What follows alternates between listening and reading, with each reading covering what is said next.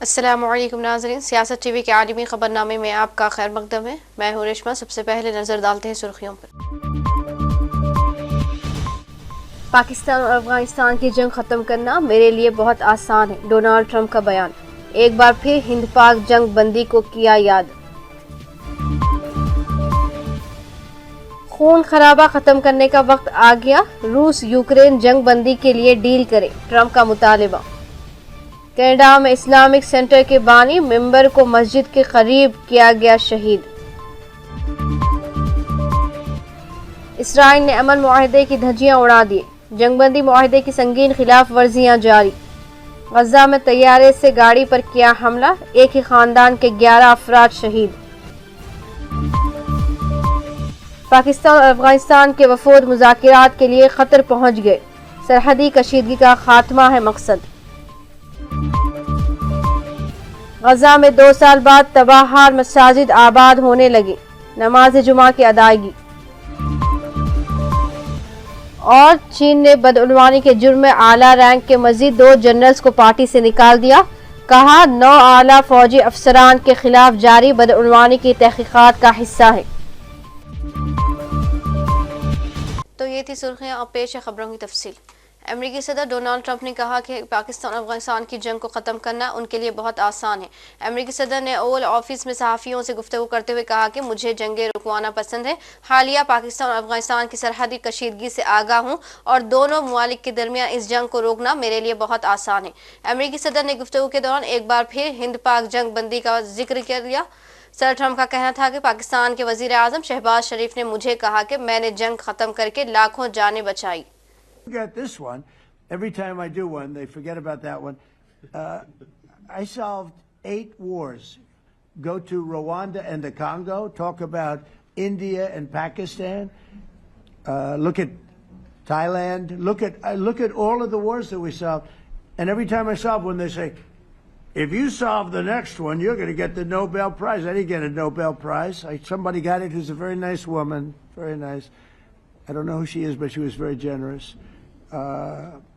So I don't care about all that stuff. I just care about saving lives. But this will be number 9. But every time I solve one, they said, sir, if you solve one more, you're going to be known as a peacekeeper. So to the best of my knowledge, we've never had a president that solved one war. Not one war. Bush started a war. A lot of them start wars, but they don't solve the wars. They don't settle them. And especially when they have nothing to do with us. I guess just about all of these wars had nothing to do with us.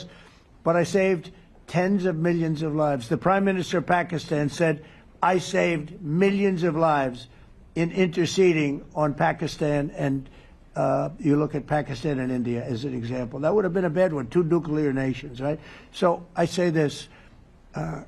This is pretty much the last one, although I do understand that Pakistan attacked, or there is an attack going on with Afghanistan. That's an easy one for me to solve if I have to solve it.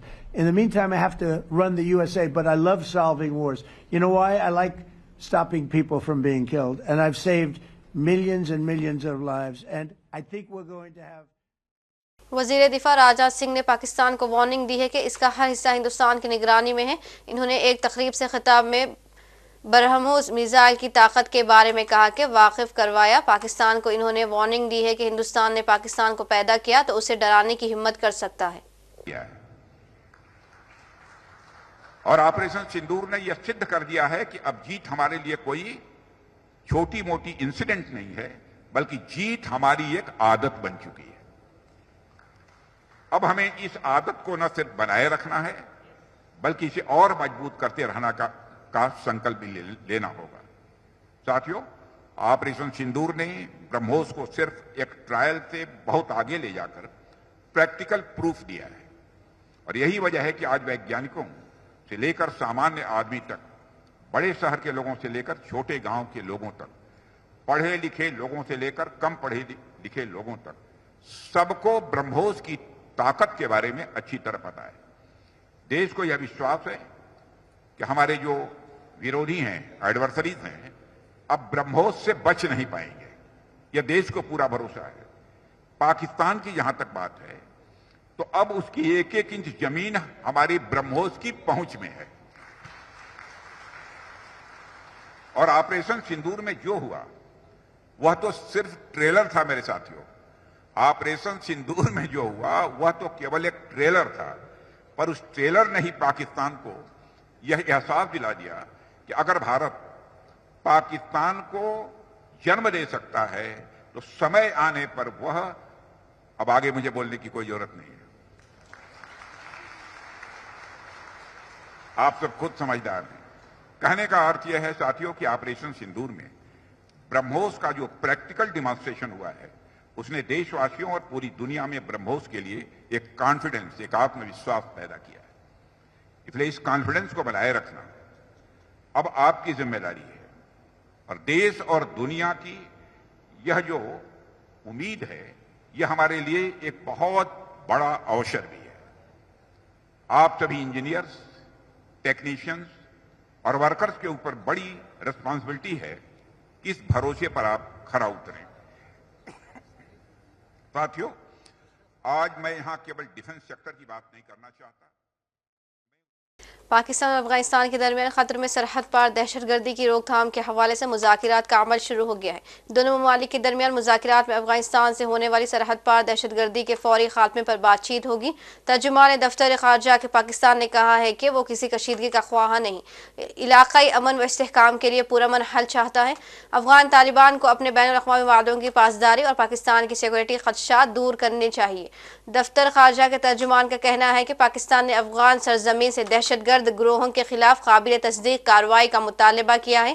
Pakistan نے قطر کی ثالثی کوششوں کو سراہا اور کہا مذاکرات خطے میں امن و استحکام کے لیے اہم پیش رفت ہے.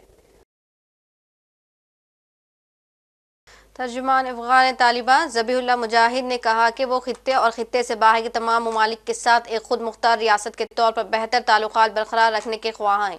ترجمان ذبیح اللہ مجاہد نے افغان میڈیا سے بات کرتے ہوئے کہا کہ افغانستان کسی کے ہاتھوں کا اعلی کار نہیں رہا اور نہ ہی کبھی بنے گا.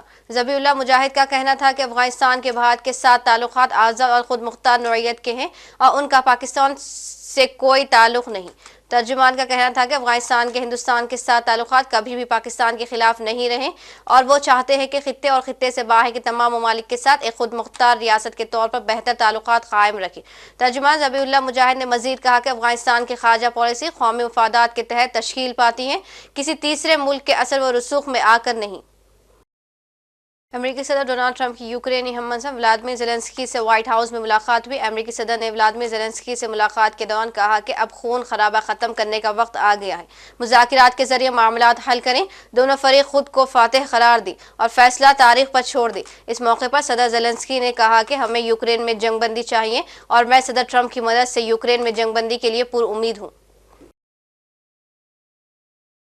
چین کی فضائی کمپنی ایئر چائنا کی ایک کمرشل مسافر پرواز کو اس وقت شنگھائی کی طرف موڑ دیا گیا جب ایک مسافر کے ہینڈ کیری میں موجود لیتھیم بیٹری نے اچانک آگ پکڑ لی. اس واقعے میں کوئی جانی نقصان نہیں ہوا. یہ واقعہ ایئر چائنا کی پرواز CA-139 میں پیش آیا جو چین کے مشرقی شہر سے جنوبی کوریا کے انٹرنیشنل ایئرپورٹ جا رہی تھی. چین نے بدعنوانی کے جرم کے پاداش میں اعلیٰ رینک کے مزید 2 جنرلز کو فوج اور حکمراں کمیونسٹ پارٹی سے نکال دیا ہے. چین کی حکومت سے جانب سے ان برطرفیوں کا اعلان کرتے ہوئے بتایا گیا کہ یہ اقدام 9 اعلیٰ فوجی افسران کے خلاف جاری بدعنوانی کی تحقیقات کا حصہ ہے. یہ اقدام صدر شی جن پنگ کی قیادت میں گزشتہ 1 دہائی سے جاری بدعنوانی کے خلاف مہم کا تسلسل ہے جس کا مقصد پارٹی اور ریاست کے تمام شعبوں میں شفافیت کو فروغ دینا ہے.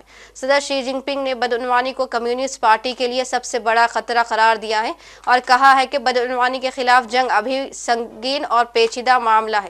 حکومت کے حامیوں کا کہنا ہے کہ یہ پالیسی صاف شفاف حکمرانی کے فروغ کا باعث بن رہی ہے جبکہ ناقدین کا کہنا ہے کہ یہ صدر شی جن پنگ کے سیاسی مخالفین کو ہٹانے کا ایک ہتھ کنڈا ہے.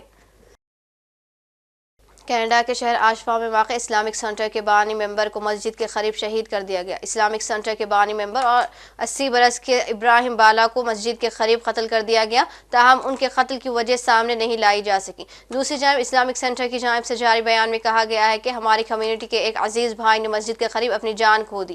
اسلامی کمیونٹی نے حکومت سے مطالبہ کیا ہے کہ واقعے کی شفاف تحقیقات کی جائیں اور ملزمان کو فوری طور پر انصاف کے کٹہرے میں لایا جائے.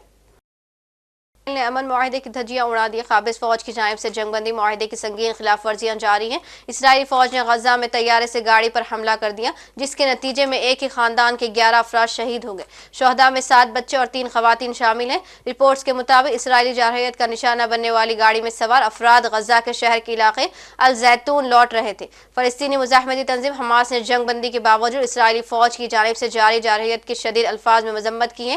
حماس نے ایک بیان میں کہا ہے کہ یہ حملہ ظاہر کرتا ہے کہ اسرائیل دانستہ طور پر نہتے شہریوں کو نشانہ بنا رہا ہے. حماس نے صہیونی فوج کی جارحیت کو مصر میں ہونے والے جنگ بندی معاہدے کی کھلی خلاف ورزی قرار دیا. غزہ میں 2 سال بعد مساجد بھی آباد ہونے لگے. وسطی غزہ میں صدیوں پرانی مسجد میں لوگوں کی بڑی تعداد نے نماز جمعہ ادا کی. غیر ملکی ذرائع ابلاغ کے مطابق خان یونس میں اسرائیلی بمباری میں تباہ حال مسجد میں نماز جمعہ کا اجتماع ہوا جس میں بڑی تعداد میں لوگ شریک ہوئے.